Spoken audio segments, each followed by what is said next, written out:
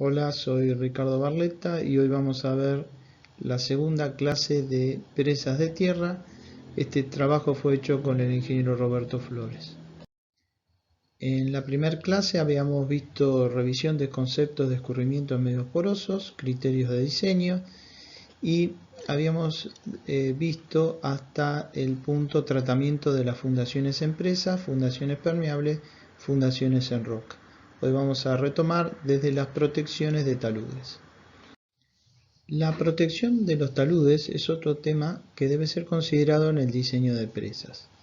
En el talud aguas abajo, donde la mayor solicitación suele ser la erosión provocada por las lluvias, la mejor protección suele ser colocar una capa de unos 30 centímetros de espesor de suelo vegetal y una cobertura herbácea, preferiblemente autóctona. El talud aguas arriba se ve sometido a una intensa y agresiva acción del oleaje. El diseño de esta protección excede el alcance del curso, pero el gráfico adjunto es un clásico en la bibliografía y relaciona la velocidad del viento y el fetch efectivo, en el que actúa con la altura de la ola en metros. La altura de la ola es uno de los parámetros principales para el diseño de esta protección. Acá tenemos altura de ola, fetch efectivo y velocidad del viento. La protección más habitual es utilizar un enrocado, una capa de enrocado denominada riprap, que se coloca en una o varias capas con transiciones hasta el tamaño de las partículas del material del espaldón de aguas arriba. También puede recurrirse a otros tipos de protecciones como suelo cemento o productos comerciales, celdas rellenas de hormigón, bloques de hormigón. Las fotografías muestran etapas de la colocación de un escollerado de protección sobre suelos finos. Como capa de apoyo se ha colocado un material comercial, manta de geotextil. Se muestra la capa de transición sobre la que se coloca, esta es la capa de transición, sobre la que se coloca bloques de mayor tamaño acomodados con herramientas de la foto inferior a la derecha. O sea, este es el enrocado y se coloca con este equipo. Las fotografías y el esquema muestran una falla típica de un escollerado cuando se superan las previsiones del proyecto. Como en todos los diseños asociados a eventos meteorológicos, existen variables con importante componente estadística, a veces no bien conocida y evaluada por falta de registros previos. Siempre existe una decisión respecto a cuál es el umbral a proteger y el que obviamente puede ser superado. En algún caso se prevé acopio de material de aporte para reparaciones de mantenimiento. Si esta es la zona a reparar, tenemos que tener un volumen de material suficiente en toda la longitud que se produjo el daño para poder efectuar la reparación. Un tema importante a evaluar para la construcción de presas es la aptitud de los materiales para su empleo en las mismas. Acá vemos una correlación aproximada entre propiedades como materiales para presas y la clasificación unificada. Acá tenemos los grupos de la clasificación unificada, las permeabilidades relativas, el probable rango de permeabilidades K en centímetros por segundo, resistencia relativa respecto al sifonaje, vemos que los valores verdes son los más aptos y los rojos los que menos son posibles. Resistencia al corte relativa, otra propiedad, y trabajabilidad relativa. En la tabla se muestran para distintos materiales, según el SUBS, Sistema Unificado de Clasificación del Suelo, el comportamiento según las principales propiedades que afectan el uso de las presas. Bueno, esta otra tabla también se muestra, según otros autores, el comportamiento de diferentes tipos de suelo con relación a distintas propiedades de interés en el uso de materiales de la presa. Las tres últimas columnas, estas tres, indican el orden de prioridad que cada material tiene para los usos posibles en presas homogéneas, núcleos impermeables y espaldones. Obviamente que estas indicaciones son solo orientativas, ya que, por ejemplo, existen presas homogéneas de gravas limpias, tal es el caso de la presa Rollito, que es el compensador de la presa El Chocón, sobre el río Limay. En este caso no preocupan los autos caudales de filtración a través de la presa. Bueno, pasemos ahora a ver el tema de asentamientos. En el gráfico presentado por Lawton se muestra el resultado de mediciones de asentamiento en presas de escollera y con núcleo. Para presas de escollera propone la siguiente fórmula de correlación. S es igual a 1 por 10 a la menos 3 de la altura correspondiente. Para una presa de 100 metros de altura corresponde el asentamiento de 1 metro, es decir, el 1% de su altura. Que es lo que estamos viendo acá, una presa de 100 metros, 1 metro. Justo Alpañe propone para las presas con pantalla un S de 2,93 por 10 a la menos 5 de la altura de la presa, que para una presa de 100 metros equivale a 0,6 metros. Y la siguiente tabla resume los valores de Sodemir y Shaerly, que depende de si es compactada, sin compactar, primer embalse, largo plazo y las alturas de asiento.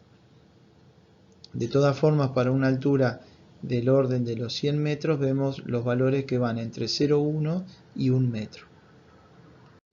Con respecto al ritmo con el que se producen los asentamientos, estudios de Sowers y otros muestran este tipo de gráfica evolucionando en el tiempo y esta fórmula donde se aprecia la función del tiempo. S0 es el asiento para un tiempo igual a T0 y una constante que puede variar a los 10 meses entre 0, 1 y 1. Observamos que los asentamientos máximos llegan a superar el 1% de la altura de la presa, o sea, estamos en el 1% y vemos que se superan esos valores. En el gráfico adjunto presentado por Feiner en 1976 muestra asentamientos como porcentaje de la altura de la presa, o sea, mayor altura son porcentajes en función de ese valor y el incremento en porcentaje respecto de la altura. Es decir, son asentamientos que no se observan en forma directa, ya que se compensan conforme se va construyendo la presa. O sea que uno va construyendo la presa y se va deformando, o sea que las capas superiores también provocan esas deformaciones.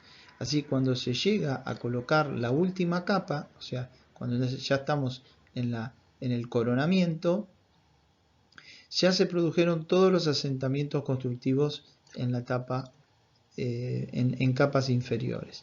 Este gráfico tiene importancia para calcular el volumen en exceso respecto al teórico que debe colocarse durante la construcción, que es un volumen mayor al teórico calculado.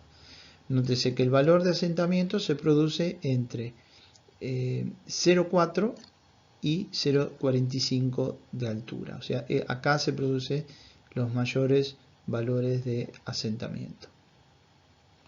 En el gráfico que vemos a la derecha se muestra la variación de los asentamientos en terraplenes como porcentaje de la altura en las ordenadas.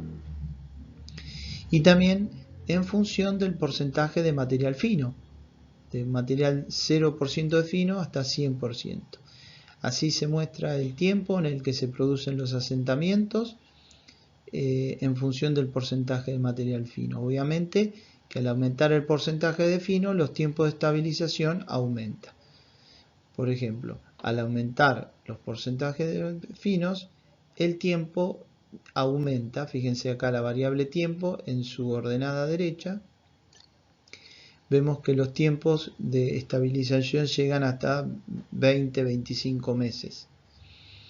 En el caso de los materiales con menos finos, estos asentamientos se producen en pocos meses.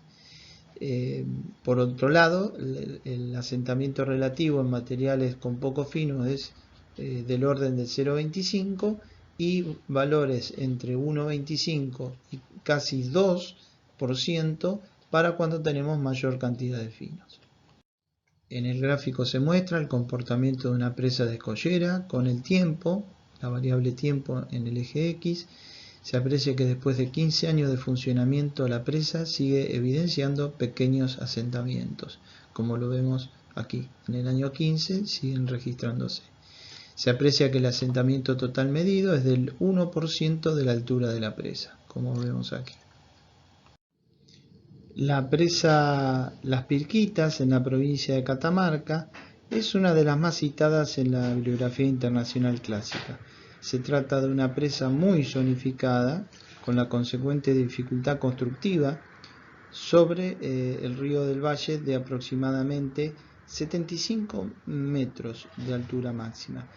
Imagínense que cuanto más zonificados tenemos los materiales, por ejemplo acá este es un material impermeable, y los espaldones granulares, todas las zonificaciones que hagamos repercute en la construcción y las dificultades para hacerla.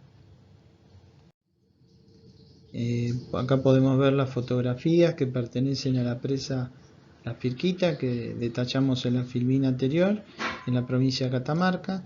En la fotografía de la derecha puede verse el talud aguas arriba y el riprap acomodado en forma manual.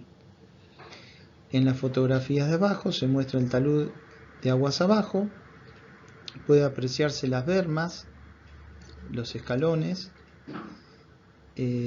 con las que se genera un talud mucho más tendido.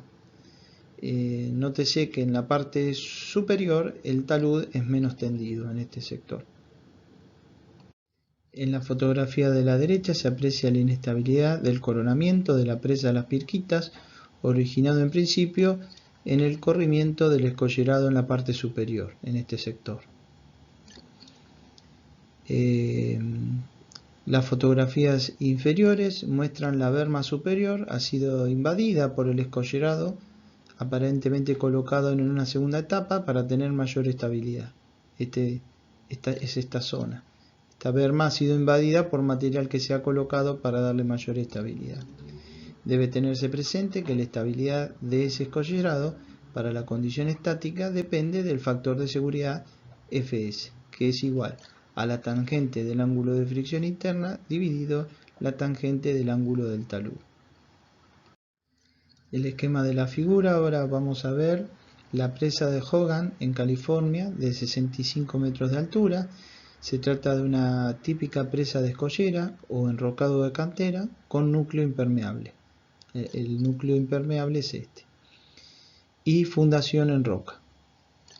Los taludes externos son los habituales para este tipo de presa, uno en vertical, 1,6 horizontal, aguas abajo, y uno vertical, 2 horizontal, aguas arriba. La mayor pendiente, aguas arriba, puede deberse a que el núcleo más débil está inclinado hacia ese espaldón, y también a influencias que pueden tener los desembalses sobre la estabilidad del mismo. O sea, en un desembalse rápido, el talud inclinado hacia aguas arriba puede ser un punto de debilidad. El núcleo impermeable tiene un ancho de base de 51 metros, de lo que resulta un gradiente hidráulico de 1.3. Nótese que para pasar del material impermeable hasta el escollerado se requieren dos materiales de transición. O sea, para pasar de este material fino a este escollerado, dos materiales para cumplir con las leyes filtro.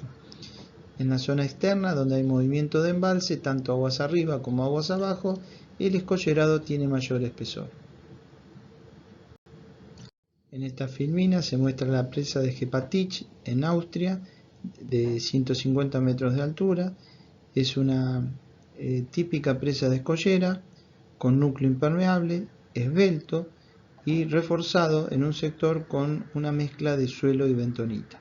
Los taludes externos 1 en 5 son habituales para enrocado, aunque relativamente osados por estar fundados sobre aluvión y morrenas, como en este caso.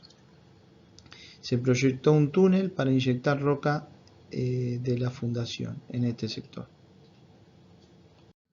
La presa Furnas en Brasil es de escollera con núcleo impermeable, inclinado y fundado sobre roca. Tiene 100 metros de altura máxima. El talud externo 1 vertical, 1,8 horizontal, aguas abajo, es relativamente tendido, compatible con la presencia de un material no seleccionado, random fill denominado en este sector, en el cuerpo de la presa. Hacia aguas arriba, taludes 1 en 2, compatible con el núcleo inclinado hacia aguas arriba. Es llamativo el escaso espesor del núcleo de arcilla en este sector, y generoso el espesor de las transiciones que lo acompañan hacia ambos lados. En todos estos ejemplos se puede ver distintas disposiciones y zonificaciones condicionadas por aspectos técnicos de la sección, pero fundamentalmente por la disponibilidad y distancia de transporte. Hay una corriente creciente en el mundo de hacer presas de las denominadas CFRD, Concrete Face Rock Fill Dam, cada vez de mayor altura, compitiendo económicamente con presas de hormigón radillado. La de la figura es una presa de los años 60, antes del auge de este tipo de presa. Estas son pantallas con hormigón en la parte aguas arriba, y ya en México se utilizaba este tipo de presas. El diseño de las presas de CFRD ha sufrido una evolución que se ve en las siguientes figuras. Los esquemas adjuntos corresponden al diseño típico inicial. 1. Encuentro de roca a través de una pantalla impermeable en la trinchera, en este sector. 2. Pantalla de hormigón. Por eso se dice presa de enrocado con pantalla de hormigón. 3. Zócalo en el pie, que recorre todo el estribo. 4. Juntas horizontales y verticales. 7. Roca de gran tamaño colocada con grúa, en este sector. 6. Parapeto en el coronamiento, en este sector. 9. Taludes 1,75 a 1,2. Y el 8 es una escollera arrojada. Este material es el de mayor volumen utilizado. Y por último el 10, el coronamiento con contraflecha por los asentamientos que se producen. El avance de los equipos de compactación para el rocado lo que disminuyó fueron los asentamientos del material e hizo que estas presas lleguen a alturas mayores y los diseños tomaran nuevas formas. Por ejemplo, se mantenían más o menos las capas de hormigón, pero estas capas lo que se intentó darle, por ejemplo, la zona N, enrocado grava en capas de 1 metro aproximadamente compactadas, y la zona O, esta otra, enrocado o gravas en capas de 1,50 m a 2 metros. O sea que esto hace que el rendimiento sea mucho mayor. CFRD con pantalla de hormigón, y podemos ver que los taludes suelen variar entre 1 en vertical, 1,3 horizontal o hasta 1,5 en horizontal. Estas son los taludes que generalmente se adoptan para estas presas. Las pantallas de hormigón suelen tener un espesor máximo que varía según esta fórmula, y para una presa de 100 metros pueden tener espesores del orden de los 32 a 34 centímetros, el espesor de la pantalla de hormigón. En cuanto a la longitud del plinto, que está ubicado en esta zona, puede tener entre 1 en 20 y 1 en 25 de la altura de la presa. Para una presa de 100 metros podría estar en el orden de 4 a 5 metros. En algunos casos, con rocas deficientes en la fundación, puede llegar a tener en el orden de una longitud de 1/10, el 10% de la altura, o sea, pueden llegar a 10 metros. En este caso vemos la fotografía de la presa Caracoles sobre el río San Juan durante su construcción. Habíamos dicho que teníamos una pantalla de hormigón. Entonces, entre las juntas del mismo hormigón, de la misma pantalla, se hacen juntas perimetrales y juntas vertical, en la unión con el plinto también. Entonces hay varios materiales que se colocan, pueden ver del 1 al 11, todos los materiales con distintos tipos y los distintos tipos de junta en pantalla, en junta perimetral, en el plinto, en pantalla, en apoyo. Estos materiales pueden ser polietileno, material granular fino, mástic, madera, junta de PVC, junta de cobre, cilindro de neoprene, relleno de polietileno extruido, mezcla de arena y asfalto, materiales de presa en zona 2 y armaduras. Para el diseño de juntas entre losas se adoptan unos dispositivos flexibles que se pueden extender también, dado que los movimientos que pueda llegar a tener la pantalla permiten asimilarlos con este tipo de dispositivo. Otro de los detalles que podemos ver en la presa CFRD es el del muro del coronamiento. ¿Esto qué permite? Permite primero disminuir los volúmenes, ya sea para aguas arriba y para aguas abajo, y este muro hace que esta altura sea más económica, esta altura de muro hace que sea más económica la presa. En este caso pueden ver las diferencias que se logran, porque si hubiéramos continuado la presa, hubiéramos tenido que hacer este relleno hasta la fundación. Acá ven los detalles del A al O, todos los detalles que se encuentran descritos en la figura para poder conformar un muro de coronamiento. En esta fotografía podemos ver la roca de fundación y la ejecución del plinto, esa losa que habíamos dicho que apoya en la fundación y permite sellar para que no pase el agua en todo este sector. Bueno, acá podemos ver algunas variantes sobre diseños clásicos. Tenemos la presa, los taludes que habíamos visto, la zona del coronamiento, y acá vemos una línea celeste donde marca un dren inclinado para poder permitir el drenaje, y esto se da en zonas de alta sismicidad. También tenemos un plinto en este sector y un muro colado que llega hasta la fundación de la roca, impidiendo el drenaje por su fundación, ¿no es cierto? Otra optimización que se usa en estos últimos años es incorporar la técnica de un cordón llamado bordillo en forma previa a la colocación de cada capa de material 2, que el material 2, recordemos, es el que está por detrás de la losa de hormigón.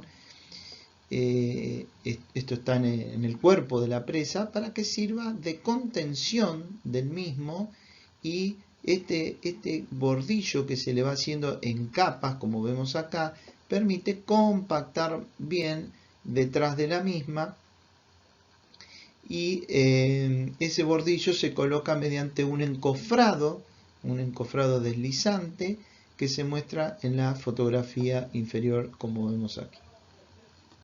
Para poder realizar y construir la pantalla de hormigón de aguas arriba, se realiza el hormigonado de las losas con moldes deslizantes como en este esquema, y permite ir hormigonando desde abajo hacia arriba y conformar la capa de hormigón.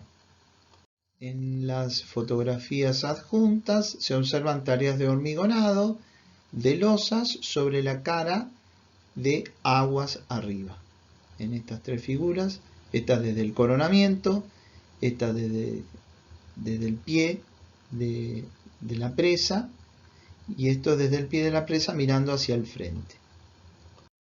Otras fotos, esta es una foto superior, esta es desde el coronamiento donde se lleva el hormigón. Bueno, acá podemos ver el plinto flotante, la losa del pie, y en este sector también se hacen inyecciones para asegurar el contacto de esta losa con la fundación de la roca, ¿no? Las presas CFRD, Concrete Face Rock Fill Dam, como habíamos dicho, de enrocado con pantalla de hormigón, son muy seguras por estar su cuerpo compuesto por materiales eminentemente gruesos, enrocados y gravas con arenas. Es muy difícil que se produzca una erosión interna en este tipo de materiales. Uno de los puntos más críticos que puede provocar daños, aunque difícilmente el colapso de la presa, son las juntas entre las losas, ¿no es cierto? Se ha reportado roturas, en especial en presas de gran altura. Los movimientos entre losas pueden ser importantes, pero no roturas de presas se han registrado. En la fotografía se muestra la máquina con la que se coloca o se conforma la junta a partir de una cinta plana de cobre y una junta inmediatamente antes de ser colocada en posición sobre un apoyo de mortero que se puede ver a la izquierda, acá. A la derecha se observa el encofrado lateral, tampoco colocado en posición final, en este punto. Bueno, acá vemos en este esquema la presa con la pantalla de hormigón y un análisis de filtraciones de la presa Punta Negra en San Juan para la condición de funcionamiento normal, o sea que el embalse tiene esta cota, ¿no es cierto? Los campos equipotenciales son válidos por debajo de la línea de saturación, porque el software tira esta línea de saturación y esta restitución, o sea que todas estas líneas que tira el modelo no son válidas porque están por arriba de la... O sea que acá que podemos apreciar las líneas equipotenciales con sus distintos colores, ¿no? Y los gradientes que se conforman por debajo del muro y el suelo, la roca de fundación. Acá notamos que hay altos gradientes porque se juntan las equipotenciales. Justamente es el objetivo de la pantalla, y ya sea de la misma pantalla de hormigón como el muro colado, de producir esos gradientes. En este caso, en la misma presa se simula la rotura de las losas en este sector, de la cara aguas arriba, en un porcentaje de su extensión. Es una presa ubicada en una zona altamente sísmica, por lo tanto el movimiento puede provocar esa rotura. Y se puede ver la eficiencia de la chimenea drenante que está ubicada acá. Entonces, al pasar al agua, el agua, esta chimenea absorbe, drena y lo conduce hacia aguas abajo.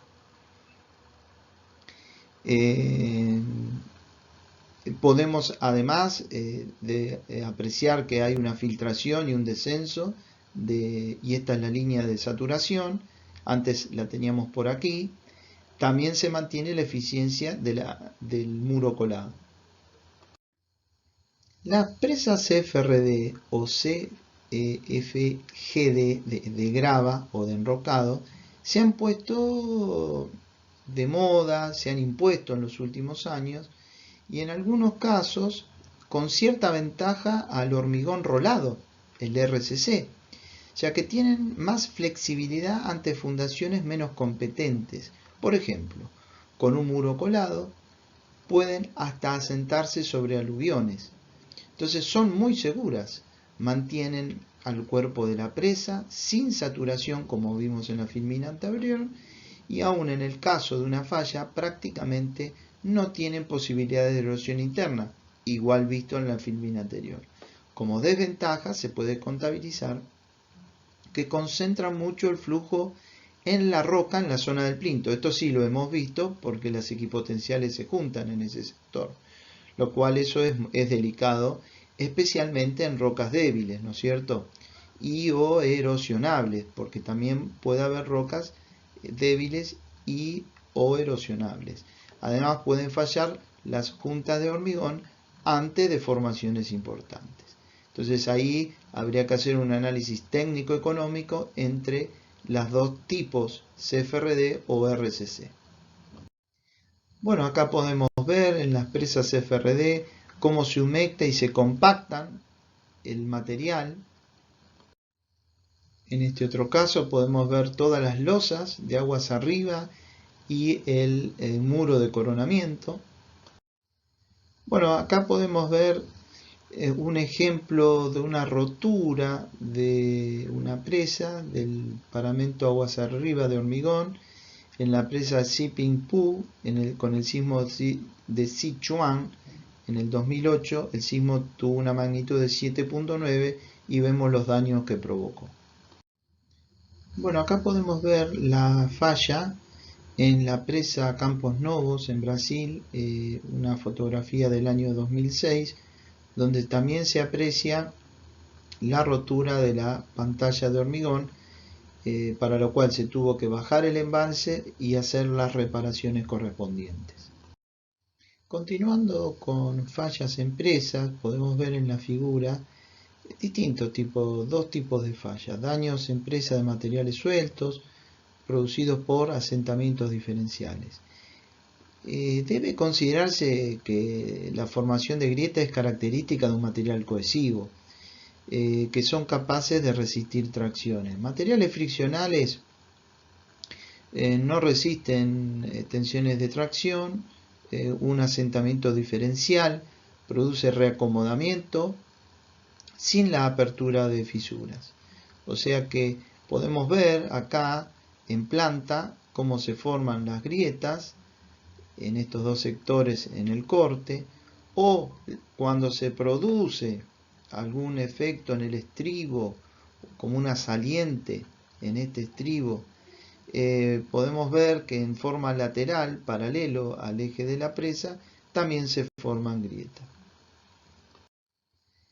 Bueno, acá podemos ver algún otro detalle similar al anterior, en planta, donde hay dos grietas paralelas y perpendiculares al eje de la presa, pero que se hizo una excavación, se compactó. Esto mantuvo en líneas generales el coronamiento inicial, pero al estar sobre otro suelo aluvión algo más compresible, se colgó y generaron este tipo de grietas, como la vemos en planta aquí y en corte acá. Bueno, acá vemos secciones transversales de una presa, la A, una presa homogénea, y la B, de roca arrojada sin compactación con núcleo de suelo compactado. En el caso A, por razones hidráulicas, se lleva el núcleo central a la fundación de la roca, o sea, se excava acá y se lleva hasta la fundación de la roca, retirando parcialmente un aluvión permeable y relativamente compresible. La mayor rigidez del material compactado, o sea, de este sector, genera asentamientos mayores en la zona de los espaldones y el agrietamiento longitudinal. O sea, acá se asienta más, acá también, y forman estas grietas que se ven en este sector.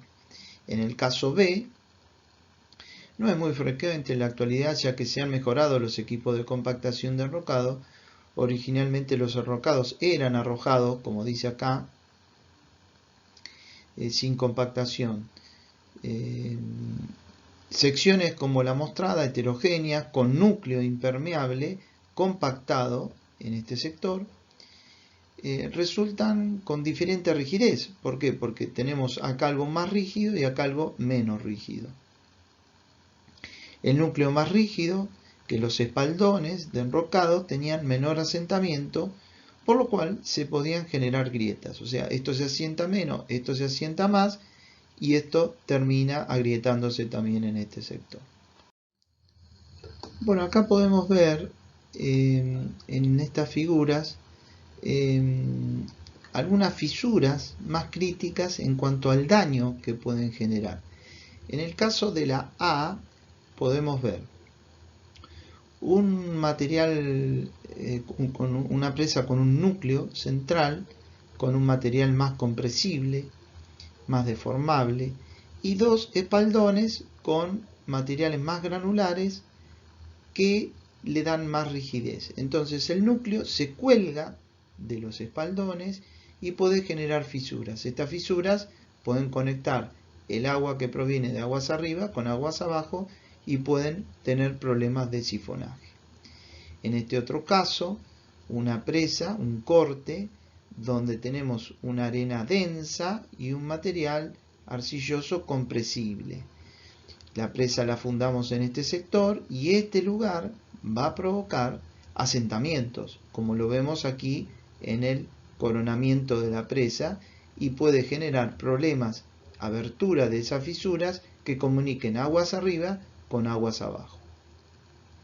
Finalmente, la figura C, donde tenemos una presa y tenemos una zona con aluvión. Se le coloca una pantalla rígida que puede provocar en el contacto entre la presa y el muro que se coloca, que es más rígido, concentraciones de tensiones en este sector que pueden hacer que generen fisuras, grietas que comuniquen aguas arriba con aguas abajo. Bueno, acá vemos algunas grietas longitudinales por deformación diferencial de la cimentación al tener esa cimentación algún tipo de compresibilidad. En este primer caso, las deformaciones máximas se dan con la máxima carga, mientras que disminuyen cuando la altura de la presa tiene menor altura y disminuye. Entonces, al producirse esta compresión, se generan grietas en el eje central de la presa, mientras que en otros sectores se forma en los paramentos aguas arriba y aguas abajo en este sector. En este otro caso se hizo una excavación para llegar al material más compacto, pero el material que se mantiene firme es este, mientras que esto, al estar apoyado sobre un suelo más compresible, se deforma más que este otro, provocando fisuras de este tipo. Bueno, acá podemos ver en este gráfico algo parecido a la filmina anterior, y es el punto más crítico porque conecta aguas arriba con aguas abajo estas grietas, y muchas veces en las presas es necesario hacer un conducto para el desvío, para riego, para distintas circunstancias que se puedan presentar, y por lo tanto lo ideal es hacer tirar ese conducto a la zona del estribo donde hay una roca que se asemeja esa rigidez a lo que podemos llegar a tener en cuanto a deformación, y nos dice que es esta la solución a adoptar y no esta. Vemos acá que el comportamiento provoca tensiones y fisuras en este sector, mientras que en este otro es más uniforme. Bueno, en la fotografía obtenida de la bibliografía clásica internacional se muestra la formación de los denominados hervideros de arena, los que se puede ocurrir aguas abajo de la presa, y son una señal de arrastre de material arenoso, en general arenas finas. Esta situación es de suma peligrosidad porque puede conducir al colapso de la presa. Se ha visto que cuando el agua escurre en un medio poroso genera fuerzas hidrodinámicas que modifican el estado tensional en términos de presiones efectivas. Genera una fuerza por unidad de volumen, que ya la habíamos visto, J igual a el gradiente por el gamma del agua. Está bien, en el mismo sentido, la presión efectiva en un manto de suelo sumergido sometido a una corriente de agua vertical ascendente a una profundidad z, resulta que sigma z' es igual a esta expresión. Cuando esa presión efectiva se anula, el suelo pierde resistencia y el suelo se licúa. Entonces, si a la salida de un escurrimiento, por ejemplo, debajo de una presa, como tenemos aquí, se produce un gradiente próximo a la unidad, ya habíamos visto que en un material arenoso o limoso se producirá ese arrastre de partículas. Y quizás podemos separar en los suelos arcillosos porque la resistencia al corte que se tiene entre partículas reducirá ese efecto, la cohesión le va a dar una reducción de ese efecto, pero sí en suelos arenosos o arenolimosos lo vamos a tener. Tal como se muestra en la parte B, en este sector, podemos decir que ese arrastre que se va a generar cuando llegamos a ese gradiente crítico va a generar un hueco, y ese hueco que se va a ir generando porque los granos de arena van a ir migrando va a aumentar el gradiente y por lo tanto aumentará nuevamente la fuerza de filtración y el arrastre. Por eso se lo denomina este proceso erosión retrógrada, y es el motivo de la mayor causa de colapsos en las obras hidráulicas. Bueno, acá podemos ver unos gráficos donde se hacen estadísticas de las fallas con los diámetros medios de 50 de sus partículas en los lugares donde se produjeron y se tuvieron estos diámetros medios. Se puede ver que los limos fueron los que mayor cantidad fallaron, y esta otra gráfica también, donde en este otro caso se llega a un 60% de los materiales estuvieron comprendidos entre los 2 micrones y los 74 micrones, y otro 20% fueron arenas.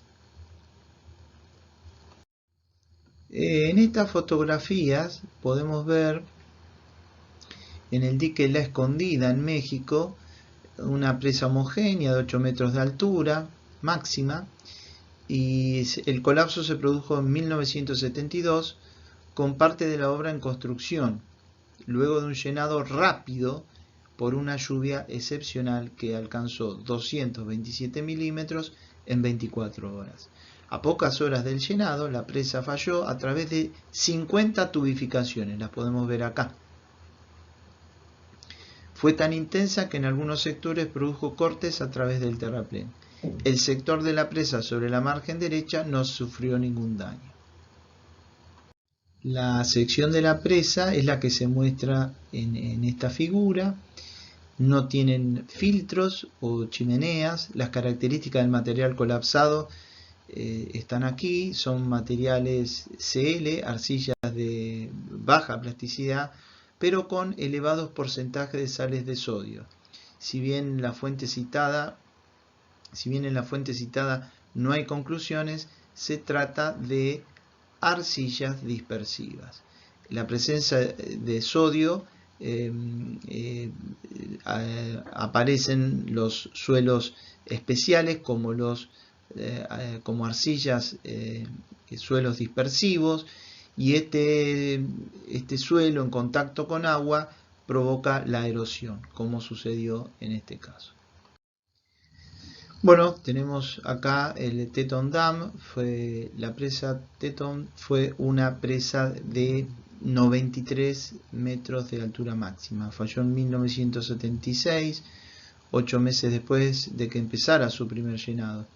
La falla empezó con una pequeña filtración en la cara aguas abajo de la presa, que rápidamente progresó a una rotura por sifonaje.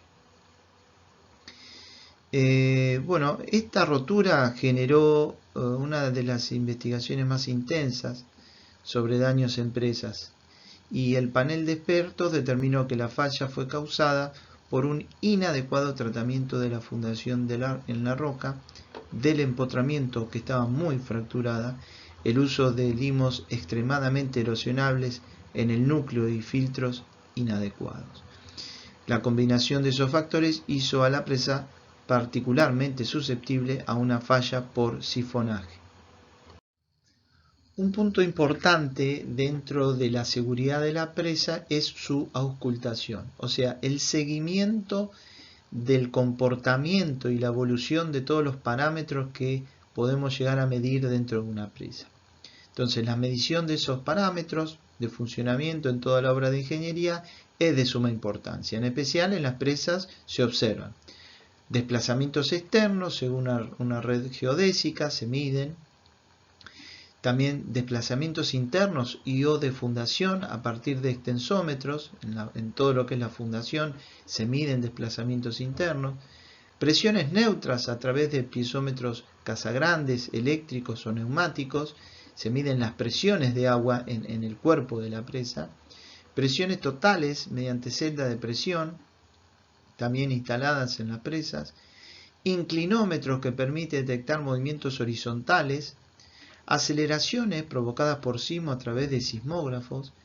O sea que la ocultación permite predecir eventuales daños o comportamientos que se aparten de las provisiones del proyecto, para lo cual deben realizarse análisis de comportamiento, la evolución de los mismos, y otra cosa importante es definir esos rangos de posible variación dentro de ese funcionamiento normal para cada instrumento. ¿Por qué? Porque una vez establecidos esos rangos, podemos poner un sistema de alerta interconectado con internet que nos avise si hay algún parámetro de lo que uno mide que está fuera de los rangos que uno quiere medir, y poder tomar con tiempo decisiones en cuanto a la seguridad de la obra. Asimismo, la ocultación permite adquirir conocimientos que pueden ser aplicados en futuros proyectos. Por ejemplo, acá mostramos dentro de los equipos que se utilizan para ocultar, como dijimos recién en la filmina anterior, un inclinómetro vertical, que es un tubo, una perforación donde se coloca una camisa, tiene unas guías. Estas guías tiene una sonda que al inclinarse mide, puede registrarse con un registrador, un data logger. Esta es la sonda que se baja. Son distintos equipos que se utilizan y permite medir movimientos horizontales. Acá tenemos un piezómetro de cuerda vibrante que consiste en tomar una presión determinada. Esa presión hace que esta cuerda se estire o no de acuerdo a la presión que tome. Acá tenemos un filtro. Y cuando uno excita esto a través de una corriente eléctrica, la vibración de esa cuerda vibrante produce una frecuencia determinada que está asociada a la presión de agua que tengamos. Bueno, finalmente, para terminar la clase de presas de tierra, en esta segunda clase les presento la bibliografía consultada por si alguien quiere tenerla como referencia.